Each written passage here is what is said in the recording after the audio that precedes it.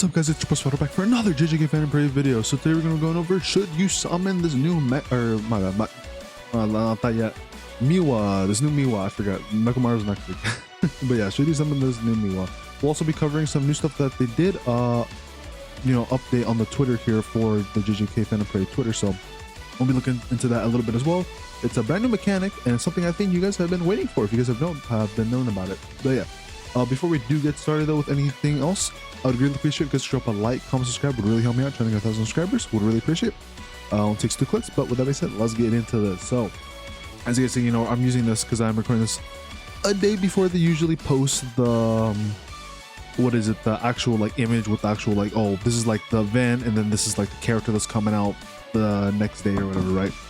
So, I don't have that information yet, but for the most part, we should have everything that it should be coming out. So yeah, we're getting this new character rank unlocked. So now we can go from 60 rank now to 80. So that's pretty cool. So that's 20 extra levels right there. So that's pretty cool.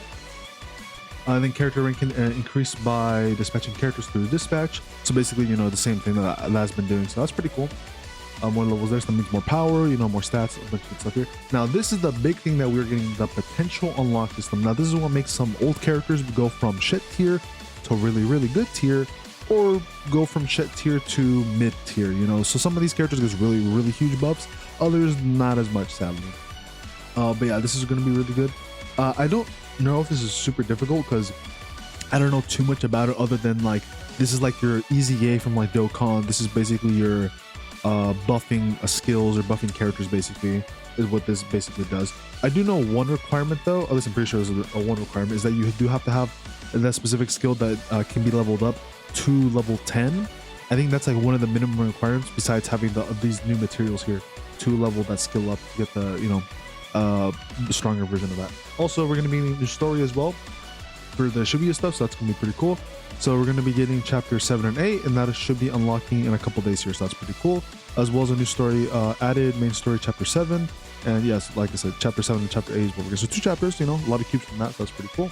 And this just goes into a little bit of in-depth as to what we're getting. So Cursed Spirit Cleanup Battle, clean up the cursed spirits that appear in the rewards, basically, the new things you need for the SP upgrades and all that. So they're basically just talking about the new game mode. Also, yes, just like this comment this person says down here, definitely agree, it should have been in the roadmap for upcoming content, right, like this thing. But I guess they didn't really want to include it because this is mainly just for banners and events, and that doesn't really count as an event. It's more of a new game mode. So there's that. And then on the wiki here, there's a bit more detail as to what this will look like when we do when this does come out. So this is the different materials here. That's for one image. Then this is basically what it's going to look like for each character. So you have to grind each material here, which are these, I'm assuming, and there's going to be different colors, some different rarities, and then basically you throw them into one character, and as you see, there's different skills here that can get buff, different stats, all that. Yeah, so you need a lot of every material, plus the usual JP points as well. So probably gonna take a while. And then it looks like there's some conversion. So if you need a different color or a higher rarity, it looks like that's also an option here. So that's pretty cool. It looks like you can maybe do backwards, or you can if you have a higher rarity, you can maybe make it to a lower rarity. And then you have this special shop here, which I'm assuming you're gonna need these to get the final max level up or something, most likely. And then it looks like there's gonna be 2 different bosses. I think I guess there's 4 different bosses. Yeah, for red, blue, green, and then yellow, which I'm assuming it's going to be attack, HP, defense, or healing, and then maybe the yellow one's crit or something. I did hear though that the bosses are quite difficult, and it looks like they are weak. So you're gonna need a green team, and then maybe you're gonna need a red or blue team for the other one. But yeah, I do remember hearing that these were kind of difficult to go through, but I don't know if it's right off the bat it's really difficult, or if it's you can make it more difficult for the better rewards, but that's also making it more difficult. But yeah, that's basically what's going to be looking like, what's coming up here. So yeah, SP release, also known as HP potential, in-game system, lets you upgrade characters and stats, and then you get some new SP upgrades as well. And then Curse Sweep mode has 4 bosses, 1 of each type. Okay, yeah, so you're gonna need a red. So you're gonna basically need full color teams for all these bosses, basically. So red is weak to yellow is weak to green is weak to blue, and then blue is weak to red. Which is kind of funny because usually it's the other way around, right? Red strong against or blue strong against. Okay, I don't know what I'm saying. I got it mixed up. Anyways, don't mind that. We also have these. So this is like what they recommend are like the better characters that benefit the most out of this. So they're saying that Nobara, this Red Nobara gets the most benefit out of it. Secondly would be Jogo here. And then thirdly would be these three characters as well. And then funny enough, Nanami is all the way down here, which is the reason I say that's funny is because when this was first coming out, Nanami was arguably like triple S tier or double S tier for the buffs that he got. But more recently, as more buffs have come out, Itadori was kind of lacking in the beginning, but then he got more buffs too. I'd say when he first got his couple first buffs, he was probably like B or A tier. But with the more recent buffs, he went to S tier. The Red Nobara is kind of funny though. But yeah, as you can probably tell, the more the newer characters get buffs, and then the more older characters get, basically, the more new buffs we get, most likely those characters are gonna be a lot more useful. Though there's some characters like this Megumi, this Maki here are just kind of just shit, and then Toto is just not that great either. But yeah, just looking at tier list here, so you can see, Jogo and Nobara both up here. Nanami used to be, I think, either here or S tier, but yeah, still Nanami is still really good to get. But Itadori is also arguably maybe better now. But yeah, well, I think I may make another video covering like the SP skills into more depth, but most likely more when we get more information as to who's getting their SP buffs and how much we're getting, right? Because they could either give us it all now, or they could kind of do it like how it was in JP, where they do it in increments, right? Where it's like, oh, we get some characters now, and then we get the later ones later, or maybe we'll get all the buffs immediately, which would be kind of crazy. But yeah, so keep a lookout for that. I'll probably make another video going over this and see what characters do have it, because I do have most of the characters in the game, so I should be able to kind of figure out which characters have the buffs, hopefully, right? But yeah, anyways, sorry for that longish beginning. Now let's get into the other part of the video. I just wanted to cover that. Should you summon this Miwa, right? So this Miwa is green. On the tier list, we didn't go over where she was. On the tier list, she's not super high, if I remember correctly. Yeah, she's B tier, so new character being B tier is kind of not that great. So yeah, she's basically not really that great, not much content. I don't think she's in any other tier though. Let me just double check, but I don't think she's included into anything else. Yeah, so she's not supporter, and then I don't think she's in specialist. Oh no, she's in specialist, and she's a B tier and specialist, so that's not looking too good for her either, right? Because if she was at least S tier or triple or double S tier, that means that she might be better for like in-game content, but she's not in any of these tiers. She's like B tier, so yeah, so she's clearly more of a DPS character. That's like not really doing a whole lot seemingly here. So but let's look into more depth as to why she's not that good. So she does have a bit of 50-50, leaning more towards physical damage. Her characteristic here becomes stronger when paired with other Kyoto Jujutsu high student characters. Okay, so basically this would be like Toto. This would be like what were the other characters? Like the Momo, Blue Momo, support Momo. She would count as well, I'm pretty sure. I think Mai would count, Mechamaru would count, like all those characters, from that side. Basically all of those would count. I don't think like Yuji, Nobara, I don't think they count. So should be basically the other characters, right? I mean, I could check right here, like affiliation, right? So let me just double check, because I'm pretty sure they don't count. So if I go to Itadori right here, yeah, Tokyo Jutsu High Year 1, whereas Miwa here is Kyoto Jutsu. So yeah, so basically those characters work. But to be honest though, there isn't really that many good characters in her squad other than the green Mechamaru, who's really good, right? So he would be a really good pair up. Blue Momo technically counts because she's also good and she's part of it, and also there's Red Mai. So yeah, there's actually some decent options to run with this Miwa, but at the same time she's just kind of not that great. But at the very least she will get stronger with that. As for what exactly she gets stronger with, I'm not too sure, but they might explain it towards like the bottom part of the page. Anyways, here skill 1, I'm gonna say this really horribly. New Kitsuke at level 1 here deals 85 or 87 melee physical damage to select that enemy, and if she's in a counter state when the skill is active, increases her own Baoto count by 3, and then after the skill is used, cancels own counter state and simple domain state. Very interesting. So basically, if you have the counter and you do skill 1, you do the damage, you increase your Baoto, but you get rid of the counter and the simple domain state. So that kind of sucks a little bit. So the only good benefit from this is increasing your Baoto count, which may come in handy later for maybe the ultimate or something. All right, skill 2. I guess if you want to real quick, for skill 1, max damage at level 10 is 130, at level 8 is 119 if you guys are wondering, but nothing else gets buffed here. Anyways, going to skill 2, new shadow style, simple domain. Interesting, okay. So it costs 20 cursed energy at level 1, increases own physical damage by 13% or 13.30% for 2 turns, you activate a counter state for 2 turns, and then you activate the simple domain state. And if your own battle count is 15 or above when the skill is activated, after applying the physical buff in the beginning, she now deals 199 melee physical damage to all enemies, so an AoE move. And then counter state activates up to 1 time during the turn when targeted by an enemy's single target melee attack, so it has to be single target and melee, deals 100 physical damage to the enemy multiplied by a certain amount. If own battle count is below 10 when countering, you deal 100.50 of counter damage, and if own battle count is 10 or above, you deal the same for some reason. Okay, not too bad. Now let's look at level 10. So level 10, now you're increasing your physical stat by 20%, and then you are now dealing 300 damage if your battle count is 15 or above after you so after you apply the physical buff. So you're now doing 300 AoE damage. That's cool. Mind you, it's physical. And then let's see what else. And then now you're dealing I guess slightly more damage with this part here. Let's see. So this was the when targeted by an enemy. Oh yeah, so this is the counter. So you deal 100 still, but they added an extra 0. I'm not too sure what that means. But now you're still dealing 200 below or above for counter damage, which I mean, I guess that's good. I mean, that's way bigger, right, than 100, but the numbers that are kind of the same here, so I don't really it's kind of whatever, I guess. But yeah, I mean, overall it's not too bad, right? You get a bit of a damage buff, you get the counter, you do pretty nice AoE damage, and then decent damage for the counter, besides it being very kind of restrictive where it has to be physical and single target, which kind of sucks a little bit in that regard, but it is what it is.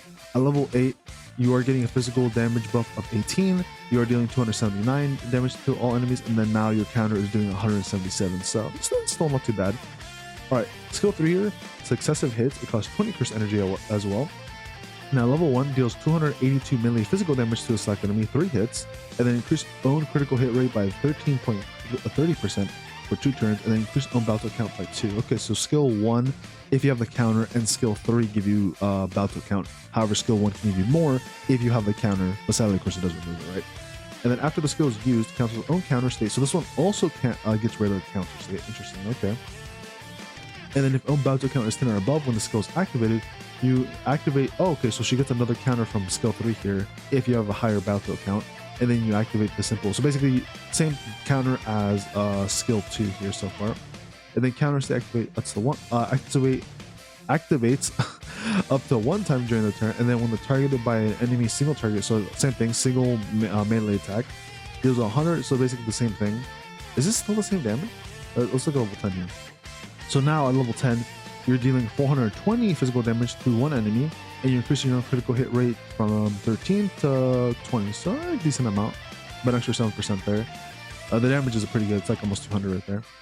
And then still the same thing, and then your counter damage is 200, deals 200% of 100 physical damage as counter damage to the enemy. Or you're dealing 200 damage of 100 of your physical attack, I guess. Fine, that sounds like I guess it's maybe stronger, because I guess it's supposed to be like 200 and the 100, so it's supposed to be like 300, whereas this is just a flat 200 from just the counter. Yeah, I mean, that's not that crazy. I mean, I guess the crit rate's kind of cool, but yeah, the buffs are really small here, and the damage is like alright, but yeah, not really that crazy. Really not that crazy. Alright, and then at level 8, she's dealing 389 physical damage to 1 enemy. She's increasing her crit rate to 18, and then she's only dealing 177 of 100% of your, yeah. And basically, Taijutsu, same thing as physical, if you guys are wondering, if you guys didn't know. Now, our ultimate here, triple slash. At level 1, you're dealing 448 melee physical damage to 1 enemy, 3 hits, and then attracts the selected enemy's attack 1 turn 1 time to herself, and then increase own physical stat by 13% for 3 turns. Okay, that's pretty good. Small buff, but still 3 turns is nice. And then you activate counter for 2 turns, and also the simple domain state, and you increase your own battle count by 3, so that's pretty good. And then the counter state is the same thing basically, and then at level 10, now she's dealing 899 damage. She's increasing her own taijutsu stat or physical damage by 20%. So you're going from 13 to 20. That's very similar to, I think, skill 3 or 2. And then she's dealing 200 of 100 physical damage. It's basically a stronger version. This is basically just like skill 3 and skill 2 combined on top of with also including the single target hit, which I mean at the same time it's literally the same thing as skill 3. So yeah, so basically the ultimate is just a buffed version of skill 3. Yeah, her ultimate is literally just the stronger version of skill 3. Literally does the same thing for the most part, except instead of doing crit damage or increasing her crit rate, she's increasing her physical attack stat. Yeah, that's not really that crazy, I'll be honest. I mean, the ult damage is kind of nice. Level 8 is 700 right now, if you guys are wondering. And then her counter damage is the same thing, 177. But yeah, really not that crazy. Really not that crazy. I can definitely see why she's not that good as a DPS. Very low damage, but very low numbers for the buffs. Damage is all right, I guess. Literally has a lot of stuff where it removes her counter to increase her battle count, but like removing the counter kind of sucks. Though on skill 3 she's able to give herself another counter when she does remove it. However, your battle count has to be 10 or above, which, you know, most likely the way you would start the battle with her is, you know, you do skill 2, you get your counter, then you next turn you do skill 1 or skill 3, you get rid of it, and then that basically gives you 2 from skill 3. You get another 3 from skill 1, and then let's look at the rest of her kit, because the rest of her kit may give her more battle count, like maybe at the beginning of the turn. Also, her combo here, basically just increasing her and the allies damage by 15% every 2 turns, so I guess that's cool. And then you probably raise ultimate gauge to 110. Okay, so she has a lot of auto skills. Okay, all right, let's see. So counter Bounto. Well, counter state is active when targeted by an enemy single target melee attack. Deals 100 physical damage multiplied by a certain amount of counter damage. Okay, that sounds good. So basically, her counters will get an extra damage buff with that. Okay, and simple domain here. Oh, I guess this is more so explaining what each of her skills do, like, you know, because it gives her the counter and then the simple domain. They were saying simple domain so many times, so I wasn't too sure what this means. So, while simple domain is active, applies the following effects to self. Decrease own jutsu damage received by 20%, a little small, but I guess it's nice. Nullifies effects applied from enemies' domain expansion. That's actually quite nice. Okay. And then while counter state is deactivated, simple domain state is also deactivated. Okay. That's actually kind of nice though. If she's able to nullify the effects from domain expansions being, you know, that the enemies can do, like if you're fighting against like Jogo or something, that's actually quite nice.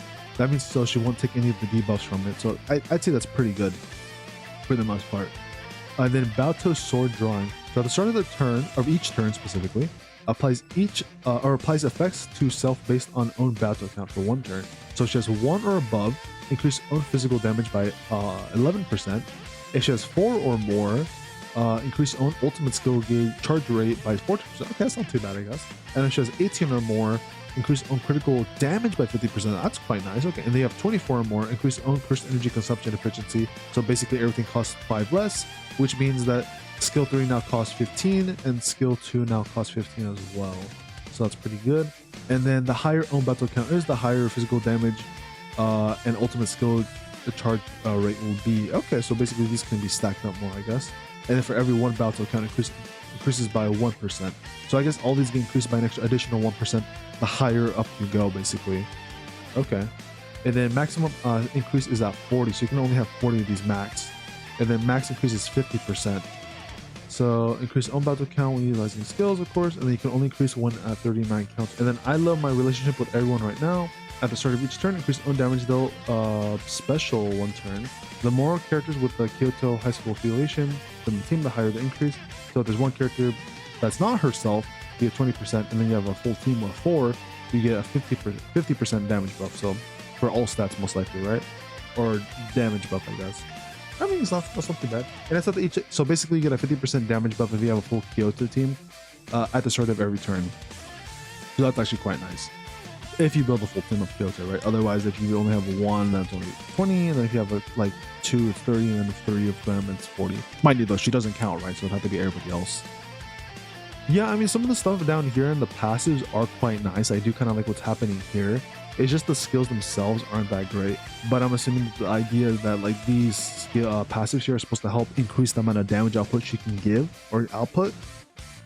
Because they're kind of helping, you know, they're being multiplied into the, you know, the different skills you do here, right? But yeah, not that crazy of a character. Definitely also very reliant on having to wait for like a long fight to build up these stacks to even see somewhat like really good damage. Otherwise, and you know, all these other buffs here. Otherwise, you know, she's basically a slow burn character where you have to wait a while. And even then, a character like this, I don't know if it's really that worth it to wait that many turns to build her up. whereas some other characters might be more useful, or they might just be able to do more damage output way faster than her. But yeah, overall, not really a character you should worry about. If you get her, cool, you know, because we should be getting a free 10 roll. Otherwise, I wouldn't really worry about pulling for her, unless you like Miwa, right? Unless you like Miwa, then sure, go for it. Now we are getting a couple of different recollection bits, so you know, I'll quickly look over as to which ones we're getting. So the one in the Miwa banner is actually an S tier physical one, so actually pretty good pickup. So you do pick that one up, it's actually very, very good. We are also getting another one here from the login for the login rewards, pretty much, which is the, you know, the intro to Shibuya, basically, right? So we're gonna be getting that one, which should be this one. So it is a utility one, and it is actually quite garbage. It's B tier. Okay, not quite garbage, but you know, it's B tier, so not that great. And we're getting, I think, one more. Yeah, we're getting one from the event. Well, let's see, where is this one gonna be? But yeah, there's one more from the event, because you know we are getting a new event with Miwa here. It's the, I think it's the map event is what we're getting. I don't know if this is a support one though, or if this is the DPS one. Sometimes they can be one or the other, right? And usually they're supposed to be like helping you with like, or basically it's supposed to help out the current character. Oh yeah, so it's a C tier Jujutsu one. It looks, yeah, because what is it? The first year or so of JJK for Phantom Parade, the free-to-play recollection bits were actually quite good. Slash, there's supposed to be another alternative to be like for the character that's supposed to come out with that event, right? But as of recently, I'm starting to notice where some of these recollection bits are kind of more for like other characters, or not really like focused. Like the, you know, we'll take a look at it, but you know, because it may still work with Miwa, but you know, she kind of wants more physical, right? But yeah, as you can see, most of these are pretty not that great. The only good one is the one on the banner, which, you know, makes the most sense. But yeah, anyways, let's take a look. So this is the one on the banner, Walk in Shibuya. So it's 50-50, more sword towards Jujutsu, and basically skill one here when you do the ultimate. So basically if you do any skill or the ultimate, you increase your own physical stat by 80%. That's actually really, really good. And then if you have one dip into it, at the start of the turn, if counter stays active, increase your own damage dealt by 30%. That is very, very good. And then if you have 3 dips into it, it's 85 physical damage. That is very, very good. Now, the counter state, now everybody will be able to activate, but getting 80% physical damage is still really, really huge. Now in the future, if you get any better counter characters that are more physical based, this could be really huge for them. Otherwise, I still say it's a really good, you know, recollection bit, because the just getting 80% physical stat when you do your ultimate, I think is really, really nice. Like if you put this on Toji or something, big staunch right there, you know, big damage. So I think this overall, if you guys do get this one, I think this one's still really good. Now, granted, for Toji, right, he wants more like pure physical. So, and the fact that this leans more Jujutsu kind of sucks in that regard. But at the very least, the buff is quite nice, right? So at least it does have that going for it. Now, this is the one for logging in. So if you log in every single day, you'll get this with the, this recollection rate. This one is 50-50. And then basically, if you do any skill or the ultimate, increase all allies break damage by 10% for 2 turns. It's kind of shit. And then if you do have one dip into it, when equipping the character, when the equipping character leaves the field, so this is like on Gojo or something, everybody gets 5 extra curse energy. So this is more of like a Gojo kind of character, or someone dies. But yeah, not really that crazy. And even then, why would you put this on Gojo? Maybe, I guess this wouldn't be that bad if it was the support Gojo, but even then, like giving everybody 5 curse energy when they leave is, you know, wow, 5 curse energy, you know? Now if it was like gives everybody like 200 and increases their max cap of curse energy, okay, that would actually be quite good. But just 5, not really that worth it. Really would not recommend to level up, in my opinion. Now this is the one from the event itself, so this one's 50-50, like pure 50-50. And then basically first skill here, when you do any skill or the ultimate, you increase your own resistance to disruption effects by 100%, which I'm assuming is like stun or the despair thing or whatever. Basically anything that doesn't let your character do anything, basically is what I'm assuming that this is what it's like, kind of like blocking, right? Any debuffs like that. And then on one dupe, you increase your own damage dealt by 5%. Or no, hold on, at the start of battle, yeah, if you have one dupe into it, at the start of battle, you increase your own damage by 5%. Very small, but I guess that's okay. And then if you have full 3 dips into it, you're now also getting a decreased own damage received by 10% for 1 turn, which is kind of whatever. I mean, not really that crazy. I guess if there's any situations where you need like maybe your buffer to like not get stunned or whatever, this could be a decent one to put on them, so that way they don't get like stunned or whatever, or have any disruption effects. But yeah, overall it's a decent one. It's more situational, but not too crazy. But yeah, we'll quickly look at the timeline here. So yeah, we're getting all of this stuff here. Yeah, I was wondering if you guys remember the last video, if they were gonna talk about the SP stuff here, and it looks like they did. And according to this should be all the characters that should be getting their SP buffs. Out of this whole list, the only ones that are really worth going for are Itadori, Nanami, and Abara. These are only 3 that really get any good buffs. The rest of them are kind of whatever. I think Mechamaru wasn't too bad, but you probably shouldn't really worry about the other, like Megami don't get, Toto don't get, Panda don't get, Maki definitely don't get. If you're wondering for which one's a good focus on out of the 3 though, Itadori, Nanami, and Abara, I'd say probably Itadori because he becomes way better than Nanami in the long run currently. But Nanami like in the beginning is better than Itadori. Or you could just be both, but a first person to probably focus on would probably be Itadori in my opinion, because he eventually does outclass Nanami, at least currently on JP. That's what I would currently recommend.